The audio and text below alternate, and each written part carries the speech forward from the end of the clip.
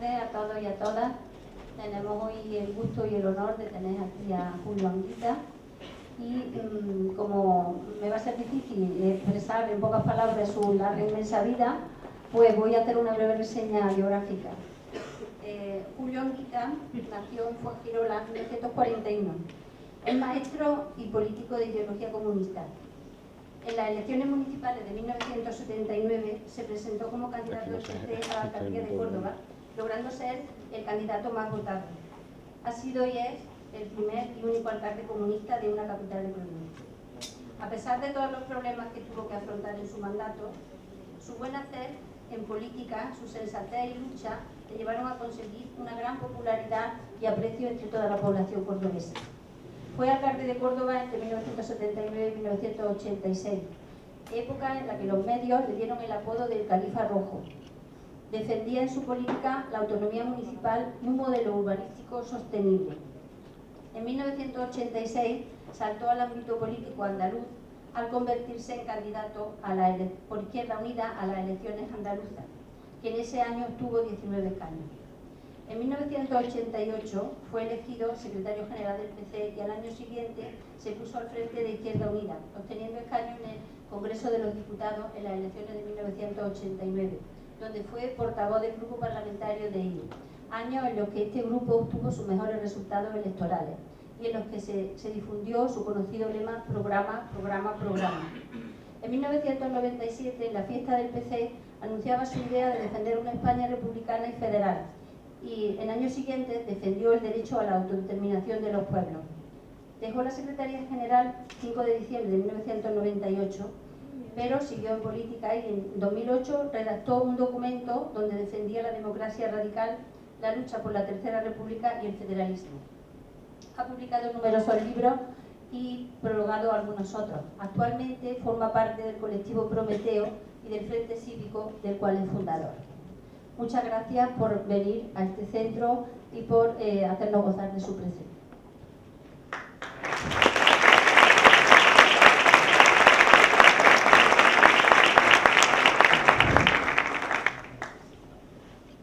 ¿Se oye bien? No, vale. Ahora está bien, perfecto. Bien. Vamos esta noche a hablar de la Constitución. Pero en vez de hablar de loas, aniversarios, lo bien que ha sido todo, cómo ha funcionado, qué maravilla, qué alegría, vamos a hablar de la Constitución a ras de tierra, con el texto en la mano, para poderlo consultar y para llamar la atención de ustedes que nos acerquemos a ver las cosas de cerca. Y la primera afirmación solemne que hago es la siguiente. La Constitución que hoy tenemos no es la que se votó el 6 de diciembre de 1978. Esa Constitución, aquella, no es la de ahora. Ha sido modificada 3 veces. Veo por las caras un poco de asombro. Las voy a explicar. Hay 2 modificaciones, como se suele decir en política, de iure, es decir, legalmente. Los diputados han modificado la Constitución. Y hay otra modificación muy importante que se ha hecho, diríamos, por los hechos consumados. Vamos a ver las 2 primeras. En el año 1993 se modificó la Constitución añadiéndole al artículo 13 2 palabras, y pasivo, que quería ser lo siguiente. A partir de entonces, cualquier persona extranjera de un país de la Unión Europea podría ser votado para concejal o para alcalde en España.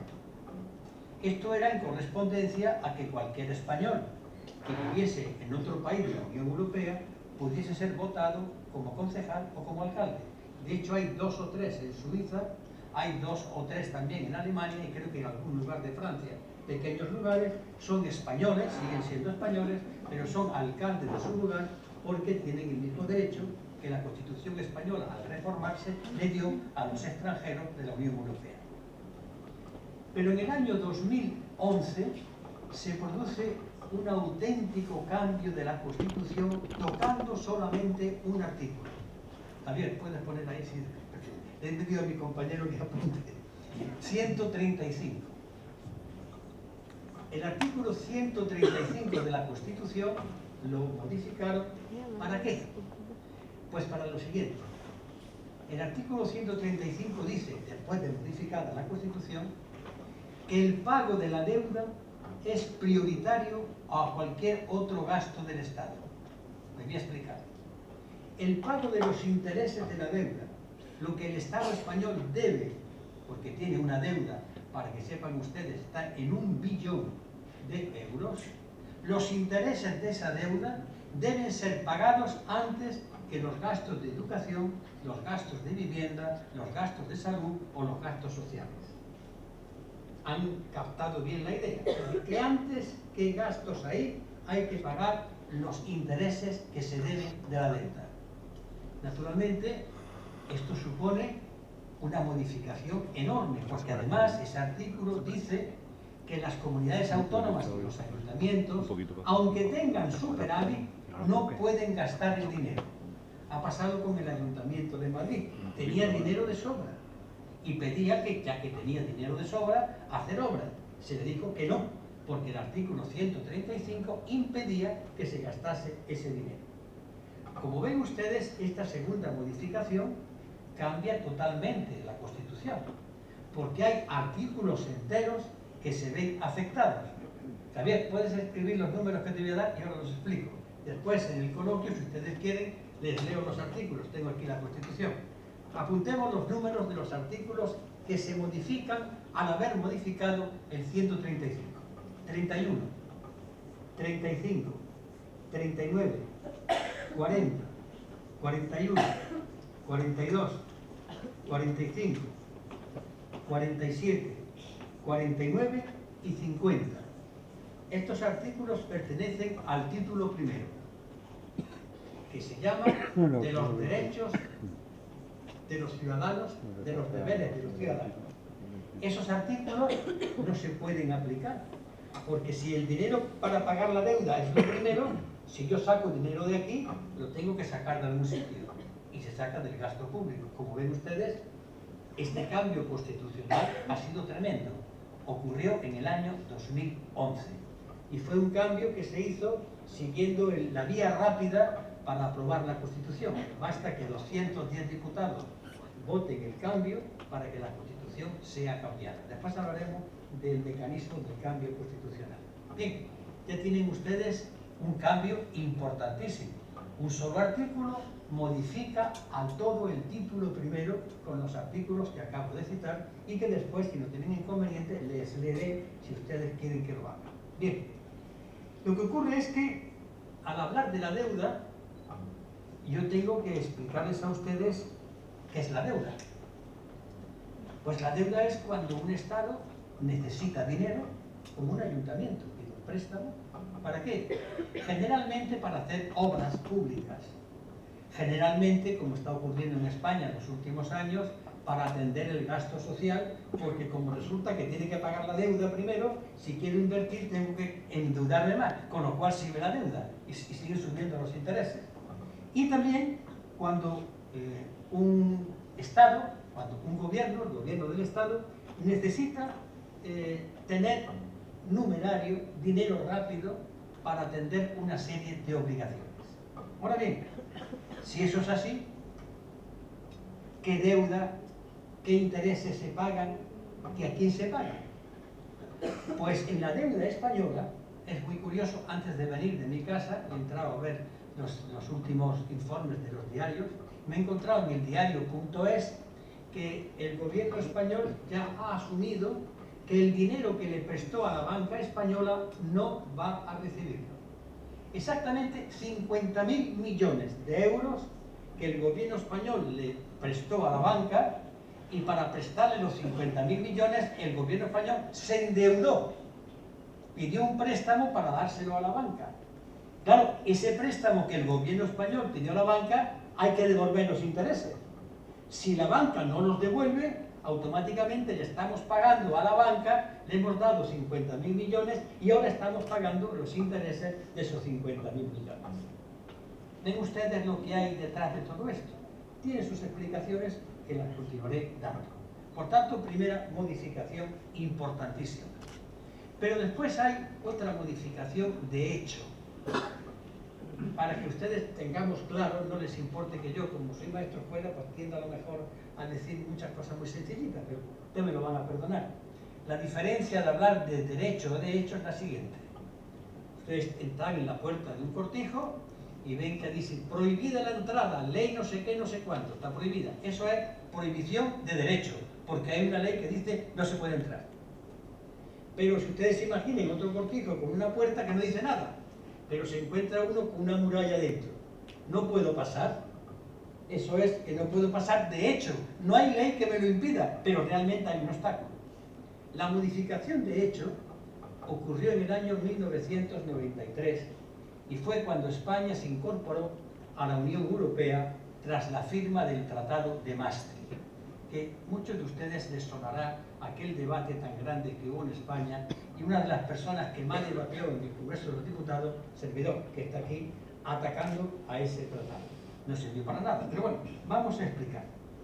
El Tratado de Maastricht, que España firmó, ¿qué incidencia tiene en la Constitución española de día hechos? Lo siguiente. Por el Tratado de Maastricht, los bancos centrales, es decir, el Banco de Francia, el Banco de España, dejan ya de recibir órdenes de sus gobiernos. Se hacen independientes. Y por tanto, el Banco de España, el gobierno tiene que aceptar lo que diga. Y todos dependen del Banco Central Europeo. Ese es el banco importante. ¿Y qué importancia tiene esto? La siguiente. Antiguamente, cuando los gobiernos necesitaban dinero, emitían deuda y se los compraba a su propio banco. El Banco de Francia, al gobierno francés, el Banco de Lisboa, al gobierno portugués, y el Banco de España, al gobierno español. Y el interés que los bancos centrales ponían a la deuda, cuando mucho, era 0,5%. Pues bien, cuando el Tratado de Maastricht se aprueba, se prohíbe que los estados que han firmado el tratado le pidan préstamos a sus bancos y obligatoriamente lo tienen que hacer a la banca privada, que presta al 5, al 6 y a veces al 7%. Estudios hechos en Francia dicen que la diferencia entre los préstamos que el gobierno francés pidió con el interés del Banco de Francia, que ya no puede ser, y los intereses de la deuda, se han puesto en $500 millones de euros. El Tratado de Maastricht. Claro, si eso es así, resulta que los artículos que yo he antes dicho se hacen todavía más imposibles. Pero hay más cosas en ese tratado. El Tratado de Maastricht impide que los gobiernos se endeuden más de la cuenta. Lo voy a llevar a un asunto familiar, como si fuésemos entre nosotros. Imaginen ustedes una familia que tiene como ingresos 1.000 euros al mes. La familia en este caso es España. Unos ingresos, sus presupuestos, los impuestos. Y le dicen entonces el Tratado de Maastricht, Bruselas. Miren ustedes, ustedes tienen dos condiciones que cumplir inexorablemente. La primera, ustedes no pueden tener una deuda que supere el 3% de su presupuesto. Voy a explicarlo. Si tienen ustedes un sueldo de 1.000 euros, el 3% son 33 euros. Luego ustedes no pueden pasar de 1.033 euros. No pueden pedir un préstamo, porque no solamente que ustedes tienen que tener un techo de déficit, sino que además llegará un momento, así lo dice, como después explicaré lo que le ocurre al actual gobierno, en que ustedes incluso tengan que tener superávit. Es decir, ustedes tendrán que ahorrar de los 1.000 euros con el tiempo. Bien, esto es de unas consecuencias un tanto desastrosas. Pero la segunda es la siguiente. Ustedes, gobiernos, no podrán tener una deuda superior al 60% de su Producto Interior Bruto. El Producto Interior Bruto de un país es la suma de toda la riqueza que tiene. Las lechugas, los pimientos, los automóviles, las máquinas, lo que cuesta los salarios de los funcionarios, todo el dinero. En España en este momento está en torno al 1 billón de euros, nuestro Producto Interior Bruto. Pues dice Maastricht, ustedes no pueden tener una deuda que sea superior al 60% de ese Producto Interior Bruto. el 60% de 1.000.000 de euros, si no me equivoco, son 600.000 euros. Ustedes no pueden subir de deuda, ¿vale? Al colocar esa situación, al colocar estas condiciones, nos encontramos que esos artículos también están siendo aceptados, porque hay otras prioridades. Pero hay más. Esa deuda, ese déficit, en estos momentos en España está en torno al 3%. Casi estamos cumpliendo. El gobierno español ha dicho que quiere llegar con un gran esfuerzo al 2,7. Pues Bruselas le ha dicho que tiene que ser más. ¿Por qué? Porque cuando se aprobó el Tratado de Maastricht nosotros cedimos soberanía. ¿Qué es ceder soberanía? Pues me entrego a lo que usted diga. Y por tanto, el presidente Sánchez y cualquier otro presidente español, o el presidente de Francia o el de Italia, tienen que ir a pedirle permiso para que el presupuesto que se ha aprobado en España le dé permiso a Bruselas. Luego, el primer artículo que dice que España es un Estado soberano, pues hay que verlo de otra manera. No es tal. Porque si la decisión máxima de un parlamento es el presupuesto, los parlamentos surgieron en el mundo para aprobar el dinero público, para que los reyes no lo usaran, sino, oiga usted, señor, este es el dinero que entra y esto hay que gastarlo. Pues entonces, lo que aprueban los parlamentos, aprueben lo que aprueben, tiene que aprobarlo Bruselas. Esto era consecuencia del Tratado de Maastricht. Claro, aquello también tiene otras consecuencias derivadas de esto, porque vamos a ver la cuestión del déficit. Volvamos al caso de la familia. Los 1.000 euros. Si me dicen que yo tengo que lo máximo que puedo tener de déficit son 1.033 euros, yo tengo dos maneras de poder asumir ese problema. Una de dos, me aprieto el cinturón y no gasto los 33 euros o busco otros ingresos. Los estados pueden hacerlo, claro. ¿Cuáles son entonces las dos salidas a nivel del Estado? El cinturón, los recortes, señores. Los recortes en educación, los recortes en sanidad, pero hay otra vía, que aumenten los ingresos. Es decir, que ustedes se busquen otro sueldo y automáticamente el déficit desaparece. ¿Cuál es el sueldo que se buscan los estados? Pues el sueldo es los impuestos. ¿Pero los impuestos a quién? Porque generalmente suele decir los impuestos a la clase media, a las clases trabajadoras. No, los impuestos pueden ser a la banca, a los paraísos fiscales, a las compañías que tienen beneficios. Podría ser por ahí, pero el Tratado de Maastricht prohíbe taxativamente que eso pueda hacerse, porque entonces si yo grabo a una empresa que gana dinero, esta se me va a otro país. En consecuencia, lo que queda es que para que yo no tenga déficit, tengo que apretarme el cinturón. ¿Ven ustedes ya por qué está pasando eso? No es un problema de malos ni de buenos, es un problema de una lógica que nosotros asumimos en el año 93, ya les digo a ustedes, con el voto en contra de los 21 diputados que éramos nosotros, porque lo explicamos al pueblo, pero claro, la prensa puede mucho, las radios pueden mucho, las televisiones pueden mucho. Estas son las consecuencias. De hecho, por tanto, la Constitución española se modificó. Por favor, Javier. Título séptimo. Este es un título de la Constitución en el que también se cambiaron, de hecho, no de derecho, los siguientes artículos. 128, 129, 130 y 131. Porque Bruselas ponía unas condiciones que hacía imposible que estos artículos se cumplieran. ¿Y qué dicen estos artículos? De memoria les digo el primero. Artículo 128. Toda la riqueza del país, sea cual fuere su titularidad, está subordinada al interés general. Dicho para que nos enteramos, que todos los bienes del país, las tierras, las aguas, las fábricas, las industrias, están supeditadas al interés de la nación. Eso es un camino muy importante, porque permite la vía de la nacionalización. Esto está en la Constitución. Eso ya lo han dicho imposible. ¿Por qué? Porque hay cosas que no se pueden hacer, a pesar de que estén en el texto constitucional. Por tanto, estos artículos también ya son inservibles. Bien, ya hemos visto, para entrar cómo la Constitución española, que se va a celebrar el 6 de diciembre, no tiene nada que ver con la que se aprobó el 6 de diciembre de 1978. Estamos ante otra Constitución. Los datos son los datos. Bien, pero sigamos, porque veníamos a hablar de la Constitución.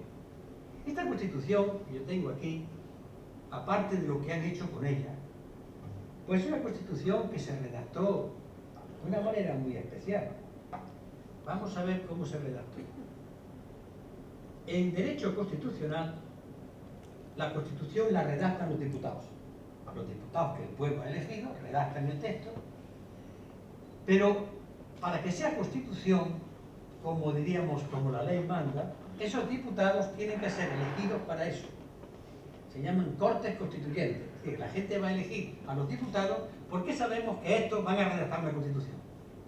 En el caso español no fue así. Las elecciones de 1977 elegimos unos diputados y cuando ya los elegimos, de pronto se dijo, estos van a redactar una Constitución. Se violó un principio fundamental, pero se redactó la Constitución. Ya tenemos de entrada. Después nos encontramos una afirmación muy chocante en el texto constitucional de entonces y que sigue en el de ahora. La soberanía nacional se basa en la unidad de España. Yo he aprendido que la soberanía nacional se basa en el pueblo español. El pueblo español, cuando se reúnen los diputados, dice, oye usted, España es una e indivisible. Pero tienen que decirlo los representantes del pueblo. La soberanía del pueblo español no reside en la unidad de España. La soberanía reside en los votantes. Y estos diputados después dicen, oiga usted, España es una indivisible. Pero es después, cuando han sido elegidos. Pero hay otro artículo que es fuente de todos los problemas que tenemos ahora. Se dice, en España hay regiones y nacionalidades. Regiones y nacionalidades, otra cosa. Cuando yo he intentado en debates en el Parlamento decir, bueno, señor presidente de gobierno, yo sabía que estábamos hablando, pero a veces hay que hacerse el tonto aparentemente. ¿Cuáles son las regiones y cuáles son las nacionalidades? No hay manera de que lo digan. Porque aquello lo dejaron en oscuro. Todos sabíamos que al hablar de nacionalidades estaban hablando por orden de antigüedad. Cataluña, Euskadi y Galicia. Pero no lo pusieron en la Constitución.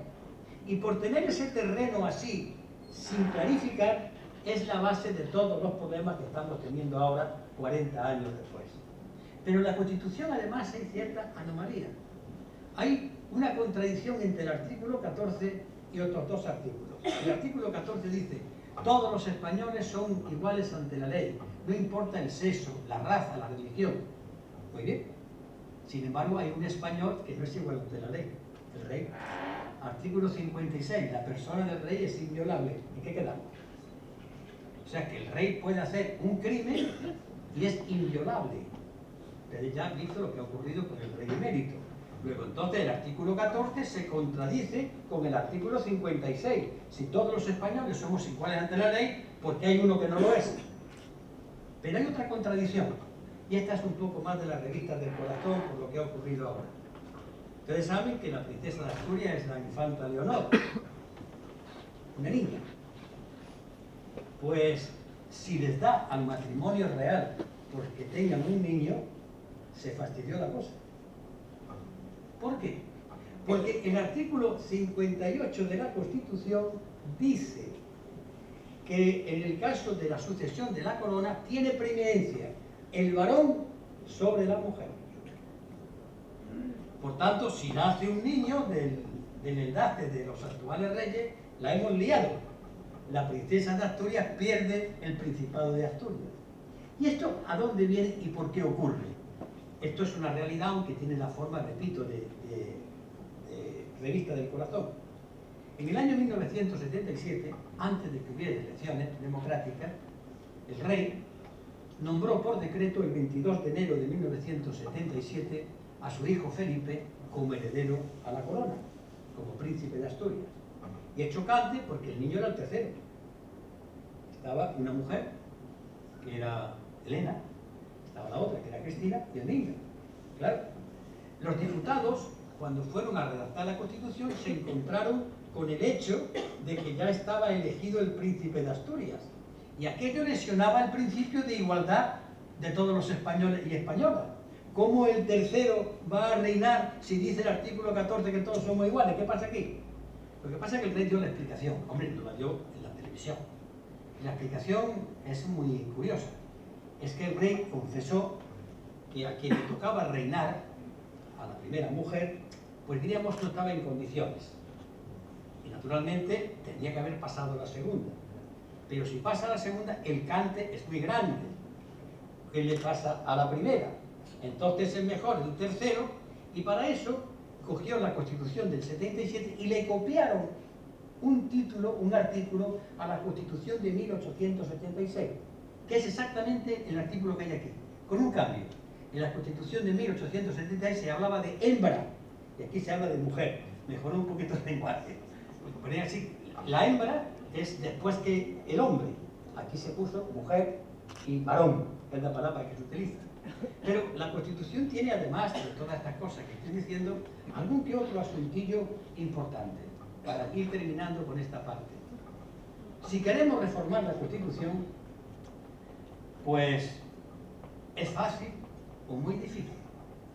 Si queremos reformar la Constitución toda, o tocar el título segundo que habla de la corona, es prácticamente imposible. Es un procedimiento que yo hasta tendría que leerlo porque se me olvida. Es convocar unas elecciones, volver a otras cortes, someter a un referéndum, es decir, lo hace prácticamente imposible. Pero solamente es si la reforma es de toda la Constitución y de algo que afecte a la corona.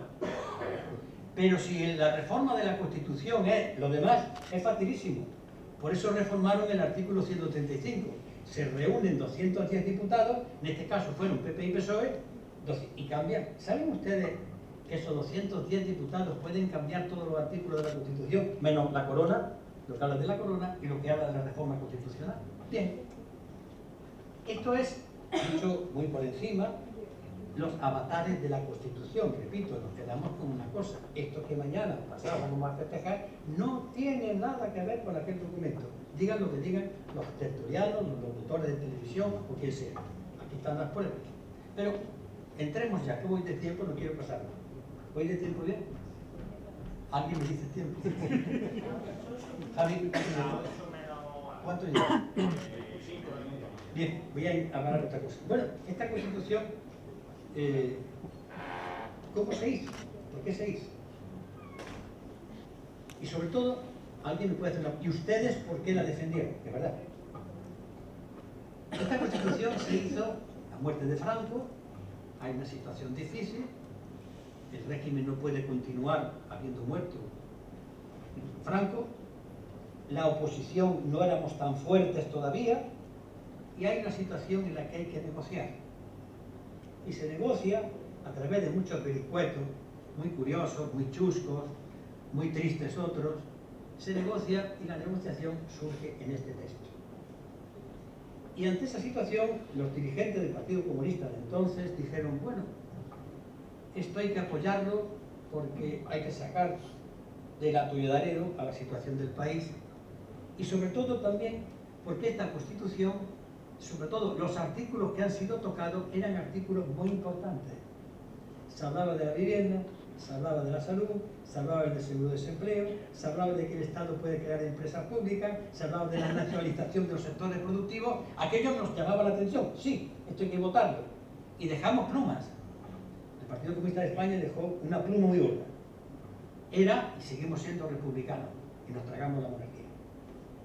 O sea que, por eso, cuando hablamos, nosotros sabemos lo que es tener que renunciar a algunas cosas provisionalmente.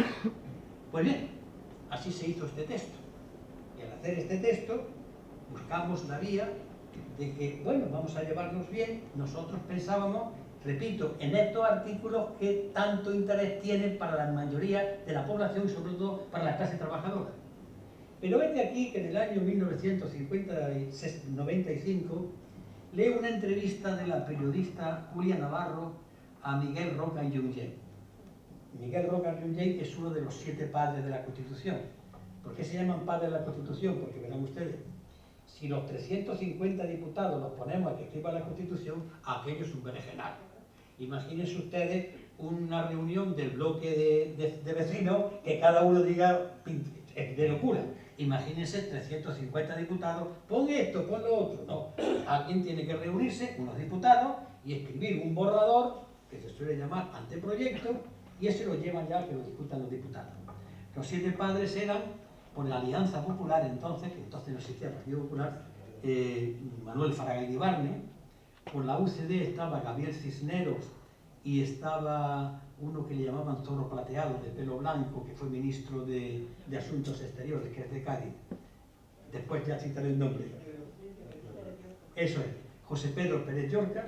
Estaba por el Partido Comunista de España uno que fue catedrático de Derecho Constitucional, que era Soletura, y después estaba por el Partido Socialista Obrero Español, estaba uno que era también catedrático de Derecho Constitucional, que era Pedro era, no me acuerdo ahora mismo, del PSOE, que fue rector de la Universidad Carlos III.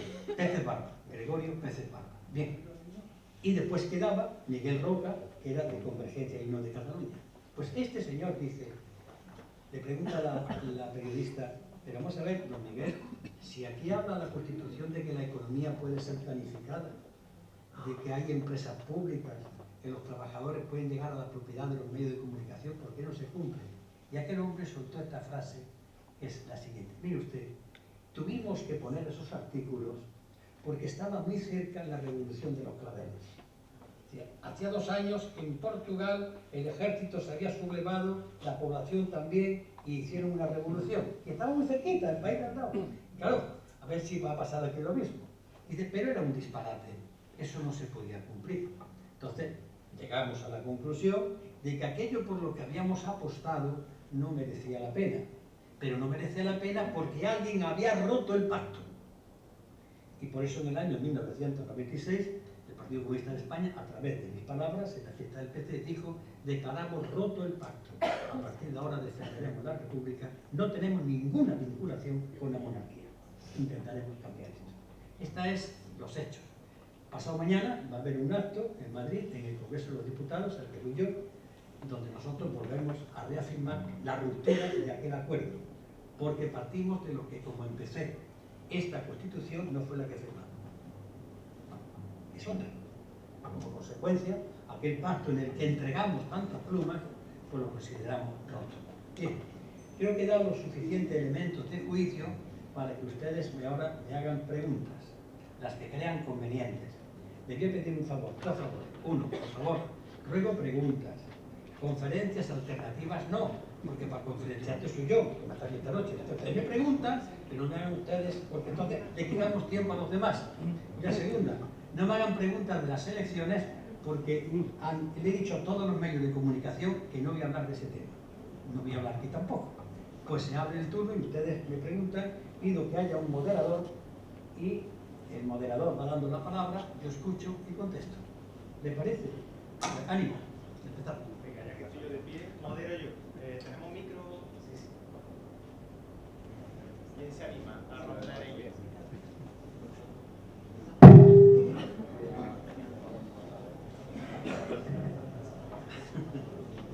Debe explicar por qué. Estoy en un centro de enseñanza.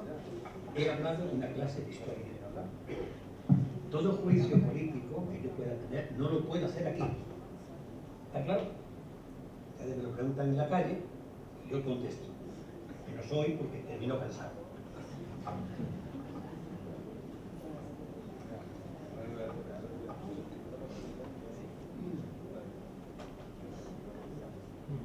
Buenas tardes. Pues no he realidad una pregunta, bueno, una pequeña aclaración acerca de lo que ha dicho, bueno, no recuerdo el artículo, del tema de las regiones y las naciones.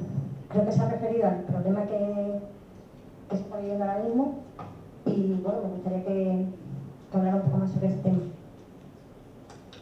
Me gustaría que hablara un poco más sobre ese tema. Gracias.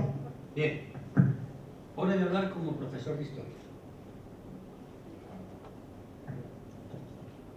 El primer rey de España es Amadeo I. Los famosos reyes católicos, Carlos I, Felipe II, Felipe III, Felipe IV, Felipe V, eran reyes de Castilla, de León, de Aragón, incluida Cataluña entonces, reino de la Corona de Aragón, de Jaén, de Córdoba, de Sevilla, de las Indias, porque lo que había en España era la corona, y la corona tenía muchos reinos. Cuando se habla de la unidad de España con los reyes católicos, eso es un disparate histórico. ¿Por qué? Porque se unieron los dos reyes, el rey de Aragón, que era Fernando II, y la reina de Castilla, Isabel. Pero vamos a Andalucía, en la tierra de Cortijo, ¿eh? Se unen los dos cortijos. No, se unen los dos dueños. Cada cortijo siguió sembrando lo que tenía que sembrar. Cada jornalero de cada cortijo cobraba lo que tenía que cobrar. Y para pasar de un cortijo a otro había que pagar la aduana. De tal manera, esa unión no fue tal que hay un hecho histórico que lo demuestra. Cuando muere Isabel antes que Fernando, Fernando se vuelve a casar. Y cuando se casa con una tal Germana de Foix, con la cual tiene un niño. Si ese niño no muere, murió muy pronto, hubiese heredado la corona de su papá, Aragón, y Carlos hubiese heredado Castilla. No se hubiese producido la unidad. Lo que pasa es que al morir el niño, pues le vino la herencia de las dos partes. ¿Por qué? Porque no se había conseguido esa famosa unidad. Y en España durante muchos siglos ha habido esa diferencia tremenda. Con Felipe IV, estoy hablando ya del siglo XVII, hay una carta que dicen que no es correcta, en la que el conde duque de Olivares, primer ministro de Felipe IV, le dice: Vuestra Majestad, déjese ya de ser de un rey de un sitio, de otro, sea rey de las Españas. Fíjense la palabra, las Españas, término que se odia utilizando. Y le aconseja una cosa muy curiosa: vaya Vuestra Majestad a Cataluña, que haya allí una especie de atentado, o sea, que le montarían un atentado falso, con esa excusa las tropas reales de Castilla entran y unifican el terreno. Esto es una instrucción real que intenta, aunque se pruebe, el conde duque de Olivares. Y sigue el tiempo. Y ha habido siempre tensiones con Cataluña, siempre. Unas veces se ha acordado bien, mal, hasta que llegó esta constitución que podía haber significado una cosa muy clara: buscar un espacio, para quitarle espacio al independentismo. El independentismo ha crecido, pero lo hemos ido alimentando. Generalmente en Cataluña han querido ser un poquito distintos, pero no del todo. ¿Y saben ustedes por qué? Porque la historia nos enseña, y ahora estos días voy a contar algo que se ha olvidado: cuando en Cataluña había movimiento obrero y se levantaban contra los patronos, la buena burguesía catalana llamaba al ejército español, que iba a poner orden a los patronos. Pues recuerden que con este gobierno independentista, en el año 2011 también, hubo un levantamiento de los agraviados, de los indignados. Rodearon el Parlamento de Cataluña, ¿no recuerdan ustedes? Cuando tuvo que entrar Artur Mas en helicóptero y la gente salió a la calle protestando por las injusticias y por los recortes que también se aplicaban en Cataluña por parte del gobierno de la Generalitat. ¿Qué pasó? Pues que entonces el gobierno de la Generalitat dijo: no, la culpa la tiene Madrid. Y la gente, en su desesperación, no pensó que sus gobernantes de Cataluña estaban haciendo la misma política que hacían en Madrid para todos los españoles. Pero claro, torpezas de un sitio, creo que cerrazón por parte de los catalanes en los últimos tiempos, y torpeza por parte de este lado. Una de ellas fue cuando se aprueba un estatuto, el Estatuto de Cataluña, lo aprueban los catalanes, y atención, y lo aprueban las Cortes Españolas, el Parlamento y el Senado, ¿no? Pues se recurre al Tribunal Constitucional, el cual, bajo las presiones políticas, lo digo así de claro, por si alguien está grabando, lo insisto, bajo presiones políticas, anuló el estatuto, con lo cual los catalanes se sintieron ofendidos. Pónganse ustedes en su lugar. Hay un estatuto de Andalucía que los andaluces aprobamos, lo han aprobado en el Congreso y en el Senado, y de pronto alguien recurre al Constitucional y dice: esto no vale. ¿Qué, nos callamos?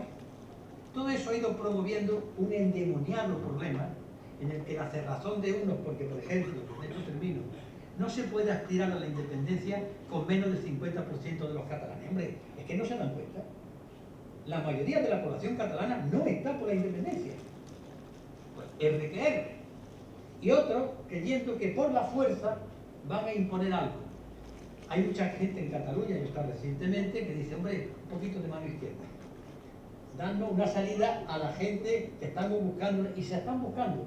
Dentro del bloque independentista hay gente que está buscando la salida para salir del atolladero.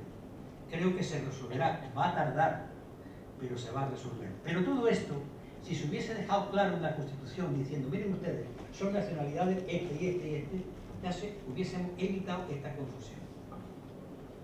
Señor Rubio, Le oigo a pesar de no tener miedo. bueno, da igual, estamos hablando de la Constitución hoy, pero está usted hablando de los 50.000 millones que el gobierno le va a perdonar a la banca.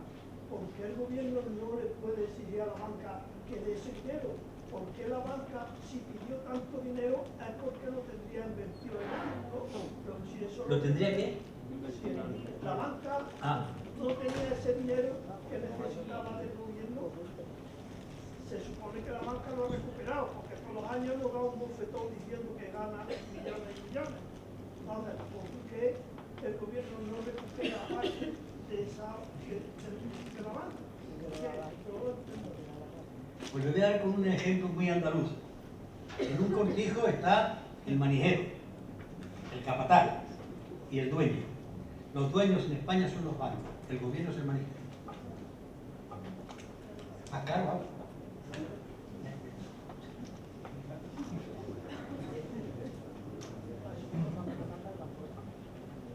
Venga, más intervenciones. Sin micro. ¿Nadie se anima? Bueno, mientras se animan, después de haber clarificado, yo creo que de una manera totalmente nítida, cómo la Constitución que celebramos de una manera muy ritual y con mucha pompa cada año no se parece a lo que se aprobó hace 40, qué instrumentos, qué pedagogía o qué práctica debiera seguir la ciudadanía más crítica o más consciente para reapropiarse de ese texto y para recuperar ese componente social que ha quedado amortiguado, congelado por Maastricht, bien para desbordar ese marco constitucional y ir a un Estado más federal, más social, con más peso de la. Bueno, esto es un problema. Todos nosotros recibimos la información política de la televisión. Tertulianos, informativos. Es curioso porque si ustedes ponen un canal extranjero, el Eurolibre, y lo comparan con Tele5, no tiene nada que ver. Tele5 es la reedición del caso, y mientras que una televisión extranjera te habla de todos los problemas que hay en el mundo. Tenemos una televisión muy frívola, no toca los problemas de fondo. Por tanto, si los medios de comunicación no informan de estas cosas, porque lo que vamos a oír es qué bonita, 40 años de los españoles reconciliados, en fin, una especie de estampita de primera comunión con palabras dulces. Los tertulianos, no digamos, son las peleas de gente que no deja hablar a otra, pues no queda más que una cosa, que es lo que modestamente yo he intentado toda mi vida, y es, si los militantes de los partidos políticos, de los sindicatos, los intelectuales, los profesores y toda aquella persona que tiene acceso y sabe esto, pues alguien le organizase, se molestase en ir poquito a poco explicando a la gente, pues creo que llegarían a entender. Porque la información que tenemos, que viene de donde viene, es una información totalmente tendenciosa. Nadie se para a explicar esto, y lo saben, ¿eh?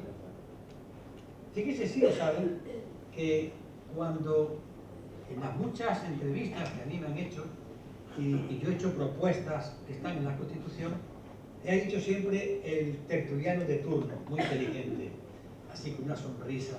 Señora Quita, eso es de Rusia, de la Unión Soviética. No, eso está en la Constitución española, que usted no ha leído. Es decir, que esta Constitución tenía artículos que justificaron nuestro sí. ¿Usted sabe que dice uno que los trabajadores pueden llegar a la propiedad de los medios de producción? Que el Estado tiene la facultad de promover industrias y dirigir el proceso económico, que el Estado le da el 128 la facultad de expropiar. Eso está en el texto. Claro, no se cumple, ya lo sé.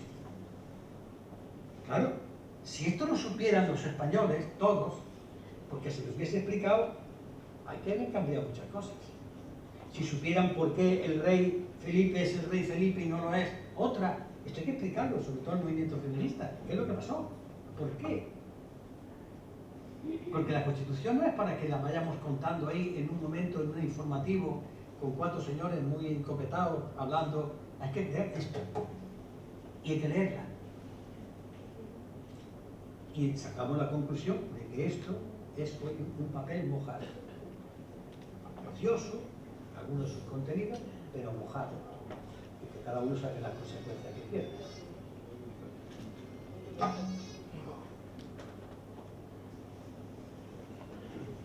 Si sabemos que hay artículos tan antiguos en la Constitución, ¿a qué esperan para cambiarlos? Que si sabemos que hay artículos tan antiguos en la Constitución, ¿a qué esperan para cambiarlos? Es que no sé por qué tocan unos y otros no. Hombre, porque hay intereses. Esta Constitución va muy bien a los intereses que hay. Pero entonces no tenemos que echar a la calle y todo, ¿no? Un momento, yo me he echado a la calle muchas veces, pero sobre esto quiero hacer un comentario. A mí no me gusta ir a la calle a tonta y a loca, a pegar voces y además le voy a decir algunos eslogan que no me gustan. Fulano, cabrón, trabaja de peor. Bocazas. Cuando alguien se echa a la calle es que tiene una idea, va en silencio y de a ver qué me echa. Solemos ir a la calle a soltar como las gaseosas. Cuando alguien quiere cambiar algo, pero no la van a cambiar. No la van a cambiar en 2 razones, porque le va muy bien con mantener esto así como está. Quien tiene que cambiarlo es los diputados a iniciativa del pueblo español. Pero si el pueblo español a lo mejor sigue votando a fuerzas políticas que no quieren cambiarla, pues no se cambia. No podemos decir, a ver si la cambian, ¿quién? Esto pasa cuando decimos, un día habrá que hacer, pero ¿qué día? ¿Y quién lo hace? Tendremos que hacer quiénes. Hay que concretar eso. Porque hay personas en España que están diciendo, sí, hay que cambiar la Constitución. Pero yo también a esas les digo, muy bien. Pero oye, la Constitución, ¿quién la va a cambiar? Les pongo un ejemplo. Cualquier estudiante de Derecho, cuando llega a estudiar Constitucional, sabe lo primero que le dicen al hablar del tema Constitución. En la Constitución hay 2 aspectos. Uno, la Constitución formal. Esto, la letra, que está aquí. Y otra, la Constitución material. ¿Qué es la Constitución material que no se ve? Pues la Constitución material es el conjunto de fuerzas políticas, económicas, sindicales, culturales y gente que hace que eso se cumpla o que no se cumpla. ¿Y qué nos vale a nosotros mañana cambiar la Constitución si sigue el mismo poder en la calle? La van a seguir vulnerando. Por tanto, el proceso constituyente de cambiar de Constitución tiene que venir de abajo, sabiendo qué es lo que se quiere. Y para eso, pues, la gente tiene que saberlo, escoger lo que ella quiera, pero saber de qué habla. Y eso es una labor didáctica y pedagógica que debían hacer las fuerzas políticas, los intelectuales. En esta hora de España yo no los veo en ningún sitio. Y la gente que sabe algo, explicárselo a los que no lo saben, y estos cuando lo sepan, pues terminarán por saber más. Es algo que es de boca a oreja. Porque acciones de llenar calles sin sentido no va a ningún sitio. ¿Sabéis vosotros cuántas manifestaciones se convocan en Córdoba? ¿No habéis reparado que hay más convocantes en las pancartas que gente? Hombre, pues mejor no hacer el ridículo, ¿no?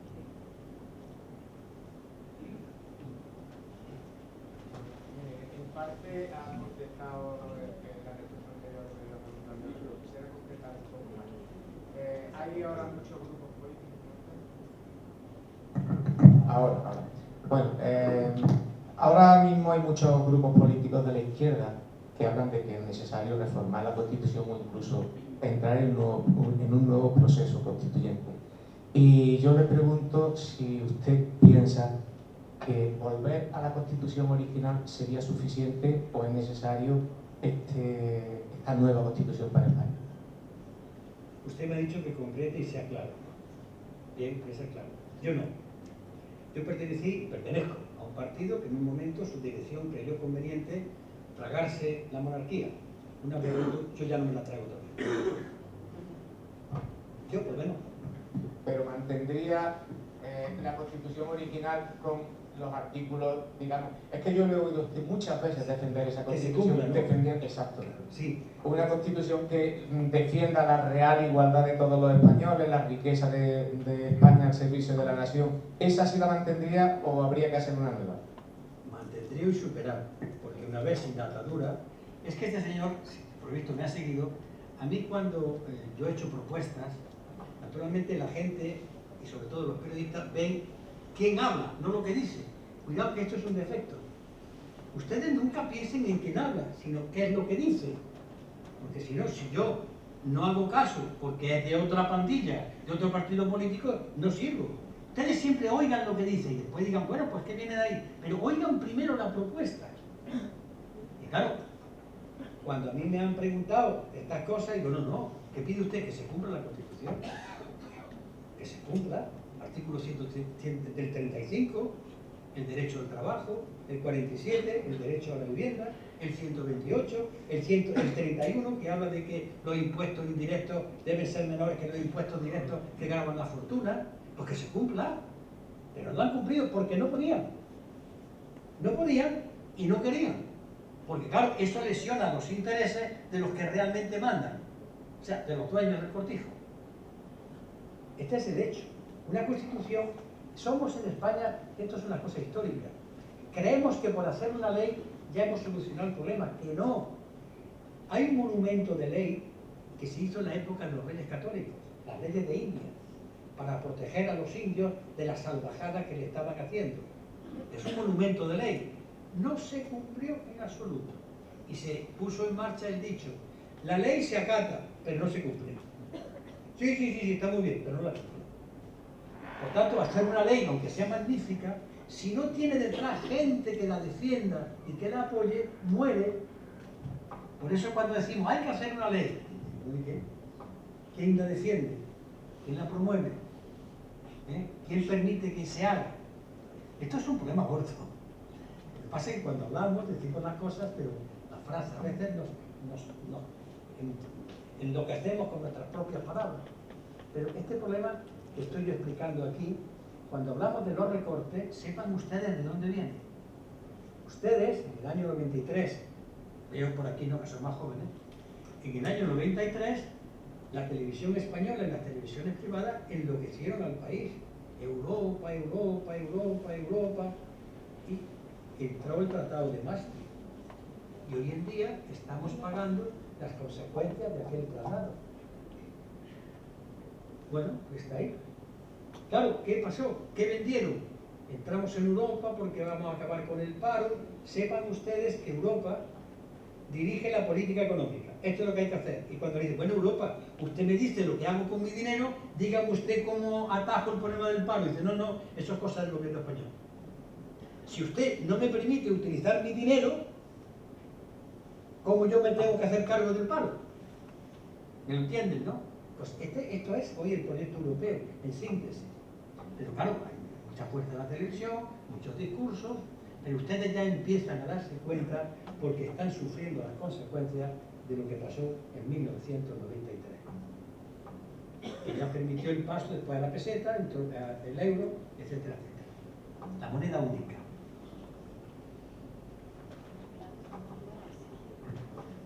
¿Por qué hubo transición democrática y no ruptura democrática? Parece que se hicieron demasiadas concesiones al antiguo régimen y que se han perpetuado, y luego hoy tenemos un sistema judicial y demás, y todos esos elementos fácticos están cobrando fuerza porque nunca se eliminaron ni nunca se le quitó el poder.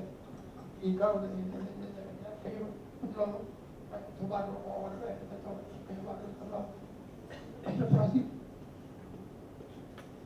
Creo entender que usted me pregunta que por qué no hubo una ruptura. No cuando se pidió, sino después. He explicado antes que cuando se muere Franco, la partida está en tablas. El régimen sabía que no podía seguir habiendo muerto su jefe. Imposible. Pero tenía fuerza. La oposición democrática, que muestra en las calles, que habían estado mucha gente en las comisarías, mucha gente había muerto, pues tampoco tenía fuerza. Estaba en un equilibrio. Y entonces se utilizó el miedo. Que el ejército se va a movilizar, que el ejército se va a mover. Recuerden los mayores cómo se utilizaba eso. Lo que pasa es que entonces no se calculó, quizás por el miedo, un hecho fundamental. Quien mandaba en el país ya había decidido que muerto Franco teníamos que entrar en Europa. Estaba decidido. Hay una anécdota que yo les cuento a ustedes, que cuento por ahí, de aquellas épocas en la muerte de Carrero Blanco, que nos va a servir para ilustrar a todos. Un día de diciembre, poco antes de Navidad, Carrero Blanco le colocan una bomba y, en fin, muere en el atentado. Era la mano derecha de Franco. Y claro, dentro de España hubo un pavor, un miedo, ¿qué va a pasar aquí? Con todo lo que había pasado en la guerra civil y después de la guerra civil. Entonces, el Partido Comunista de España, clandestino, pero existente, delegó a 3 de sus máximos dirigentes a que sondeasen la opinión de los poderes de España, de verdad. La banca, el ejército y la iglesia. Sabían con quién había que hablar. Y hablaron con la banca, fue con un banquero del Banco Popular que ha fallecido, un tal Mas Taberner, y este le dijo: miren ustedes, todos sabemos que una vez que muerto Franco, muerto Carrero Blanco, Franco ya está muy anciano y las empresas españolas necesitan entrar en Europa. No podían entrar con el régimen de Franco porque no se lo permitían. Y estaba diciendo el señor Baltabernet que algún día había que entrar en el mercado común europeo, que era entonces, para lo cual había que tener un sistema democrático homologable que nos permitiera pasar. Es decir, estaba diciendo, no pasa nada. La entrevista con el militar, que creo que fue el teniente general Diez Alegría, que era un hombre abordable, los comunistas entonces hablaban con él, estamos hablando de una época en la que Franco vivía, pero ya eran conocidos, los comunistas más o menos conocidos. Y entonces le dice: miren ustedes, no va a pasar nada. España tiene que tener su proyecto final. Era un hombre más aperturista. Y la anécdota es cuando le pregunta uno de mis compañeros: pero general, que la Guardia Civil tiene munición para 48 horas. Dice que la Guardia Civil dice: no, si tiene munición para 48 horas, bueno, pues 48 horas se hacen maravillas. ¿Qué quería decir? Quería decir que no iba a pasar nada. Y cuando van a la iglesia, que fue el cardenal Tarancón, que era con este lenguaje de la iglesia tan sabio y tan retorcido, dice: oh, el almirante era un gran cristiano, pero ya sabemos, las cosas pasan. Las señales eran que no va a pasar nada con la muerte de Carrero Blanco y que el país va a otro sitio. Luego era inexorable que España tenía que entrar en el mercado común europeo y no podía entrar de la mano de alguien del régimen franquista. Eso no se calibró entonces. Se pensó el miedo que tenía la gente, el ejército amenazó, el presidente de gobierno, Adolfo Suárez, tuvo que poner firmes a los generales en Melilla. En reunión con generales, y entonces el presidente, en fin, con 2 riñones, dijo firmes, y puso firmes a los tenientes generales. Cosa que después otros presidentes han tenido un poquito así de reparo. Hay que reconocérselo a aquel hombre. Fueron momentos difíciles, pero sin perspectiva. Cuando vemos la perspectiva, vemos que la decisión de que terminaríamos en el mercado común europeo, que entonces se llamaba, era cierta. En fin, son cosas que se ven después. En aquel momento la tensión era tremenda, porque también en las calles estaban ocupadas por grupos ultras. Yo mismo como alcalde tuvimos problemas el 4 de diciembre del año 79, cuando salieron de la Fuerza Nueva con lanzas, alguna que otra escopeta y pistola, en fin, se vivieron unos años muy duros. Pero bueno, esas cosas pasan. Lo que queda después es el pozo grande. me ha preguntado la ruptura después. Sí, hubo un momento en la historia de España después que se pudo haber hecho la ruptura. Un momento, ¿verdad? El 27 de octubre de 1982, cuando salió una fuerza política apoyada como nunca ha habido fuerza política en España.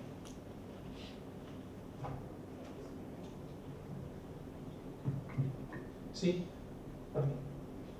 Entonces, partiendo de la situación actual, ¿cómo vamos o cómo podemos ir a ese proceso constitucional? Para empezar, lo primero es explicarlo, porque lo que yo veo es que se habla del proceso constituyente como una fórmula mágica, como si fuese una oración, un proverbio, un refrán.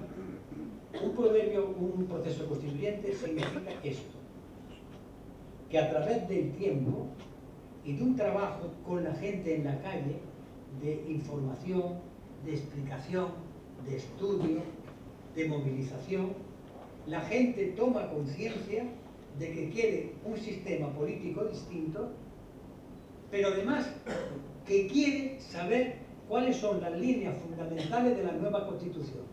Dicho de otra manera, en el año 77 los españoles elegimos a unos diputados y a esperar que estos diputados hagan una Constitución. Para mí el proceso constituyente significa un proceso largo o corto, donde a la gente, repito, como yo estoy haciendo ahora, se le va explicando no esto, otras cosas, qué es lo que queremos, para que haya una opinión generalizada, de tal manera que cuando elijamos a los nuevos diputados, sepan esto, cómo tiene que ser la Constitución que tienen que redactar. De hecho, yo he escrito un libro que se llama, no me acuerdo cuál es el libro, sobre la tercera, y quiero en esto aclarar. Hablamos mucho de la República de la segunda ya pasó. Hay que hablar de la tercera. Y allí en ese libro se indican 7 ejes, 7 propuestas de cómo, a mi juicio, debe ser la tercera. Porque la gente cuando se lanza a la calle debe saber para qué se lanza, porque no la maneje. ¿Sí? Y entonces cuando la gente sabe por qué está allí, la gente no se asusta, ni grita, va firme. Lo que pasa es que muchas veces nos movilizamos a tonta y a loca sin saber qué es lo que queremos.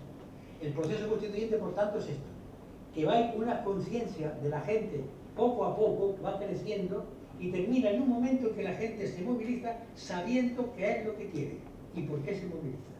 Y sabe que los diputados que va a elegir tendrán que redactar una constitución con estas bases que nosotros hacemos.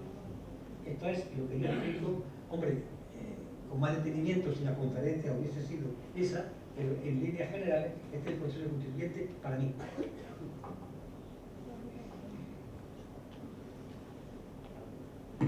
¿Alguna pregunta más? Pues si no terminamos. Ah, sí. Por ahí.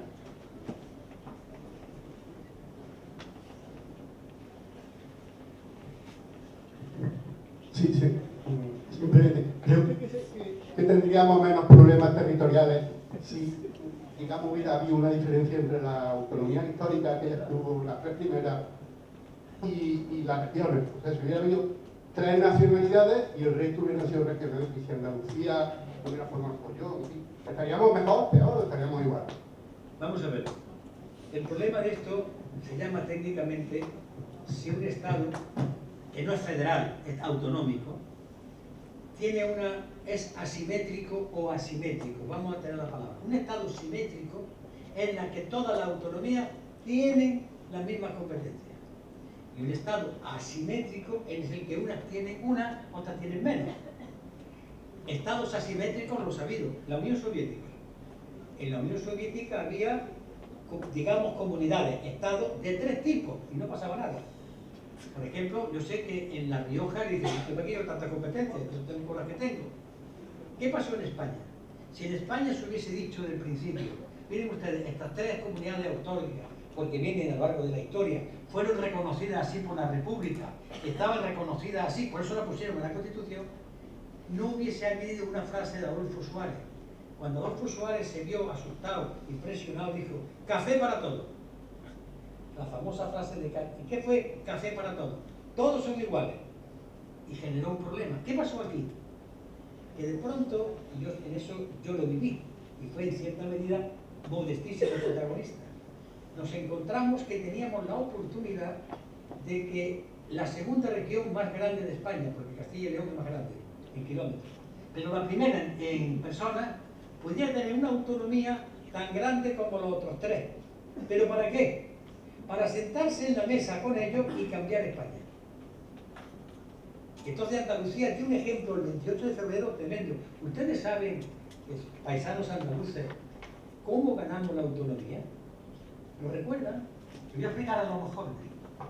Para que pudiésemos tener autonomía por el 151, que es lo mismo que catalanes, vascos y gallegos, teníamos que aprobar con mayoría absoluta del censo. El censo de entonces estaba inflado, estaban muertos, a medio morir y de otro siglo. No se había depurado. Luego había que sacar la mayoría de los nombres que estaban allí escritos. ¿Se dan cuenta del engaño dónde está, no? Pues a pesar de eso, se sacó mayoría, menos en Almería. Aquello fue una gesta. Aquello fue tremendo. Repito, superar la prueba del censo. ¿Qué pasó? Que en Almería faltó poco. Pero fíjense cuando hablamos, es que la ley dice, cuando la gente se lanza a la calle con una cosa clara, no hay ley que valga. Tuvieron que buscar un camino ahí, un enjuague, para que Almería también se reconociese. Y entonces Andalucía tuvo en sus manos el haberse sentado con catalanes, vascos y gallegos. En momento, vamos a hablar de qué España vamos a construir. ¿Qué España vamos a construir? Y yo hablo con 8 millones de andaluces y vamos a verlo. Pongámonos de acuerdo. Pero eso se frustró. No digo por qué, porque eso lo puedo decir en otro sitio. Volvimos otra vez a la pandereta, a mi Alba, que bien eres, la duquesa de Alba, a lo siempre. El rompimiento aquel que supuso el 28 de febrero se bajó. Tuvimos una ocasión de oro. Tal, otras autonomías ya cogieron el camino. Yo quiero ser igual. En España hay un problema muy gordo. Y es que nosotros hablamos mucho de España, pero después no somos, de nuestro barrio somos muchísimos. Hablamos mucho de España, pero de mi pueblo es mejor que el que está al lado. Se llama el patriotismo de campanario. Por una parte está España, España, España, que no dice lo que es, y por otra, que es que mi pueblo es más importante. Bueno, pues a ver si nos aclaramos. Esto es también una forma nuestra que ha venido a través de la historia y que conviene que vayamos a tener delante para saber qué es lo que queremos en algún día. Sobre todo no dejarse llevar por las pasiones. Esto de España, España. Para mí, ¿saben ustedes lo que es España? Los españoles. ¿Cómo trabajan? ¿De qué vive? ¿Qué va a ser de la juventud española? Esa es mi España. Cosas así en el aire, no. Claro, hay que ponerse de acuerdo cuando hablamos de España, ¿qué queremos decir? Hablamos de cómo viven los españoles, cuál es su futuro, qué perspectivas hay. Pues yo soy español. ¿Usted me quiere ya a mí a desfiles militares con la cabra? No. Espectáculo. ¿Más preguntas? Bueno, pues entonces... Nada, Julio, gracias de corazón. Quiero decir una cosa. Miren ustedes, gracias por su asistencia. Pero yo termino cansado. Los que son de la enseñanza saben lo que cansa. Me suelo al terminar los actos y me dicen, hombre, quería haberle hecho una pregunta. No, si no la han hecho ustedes, no me la